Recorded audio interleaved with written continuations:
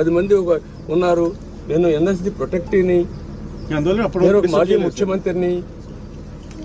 మీరు ఇచ్చే గౌరవం ఇదేనా? నాకు రాత్రి మిడ్ నైట్ రావాల్సినంత అవసరం ఏమొచ్చింది? టెర్రరైజ్ చేయాల్సినంత అవసరం ఏమొచ్చింది? మేము మిమ్మల్ని ఎక్కడ డిస్టర్బ్ చేయలేదు సార్. అందుకని డిస్టర్బ్ చేయకుండా ఎట్టుంటారండి?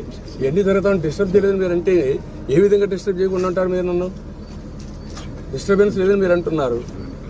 నిన్నటి నుంచి మీరు చేసింది ఏంటి? అరాచకమే కదా ఇక్కడంతా. ఏం తప్పు చేశాం మేము ఇక్కడ? మీరు కనీసం కోర్టులో ఉంటే ఆ జడ్జిమెంట్స్ కూడా చూపించలేకపోతున్నారు. మీరు ఎఫ్ఐఆర్ లేదు, కోర్టులో ఏమి ఇచ్చారండి?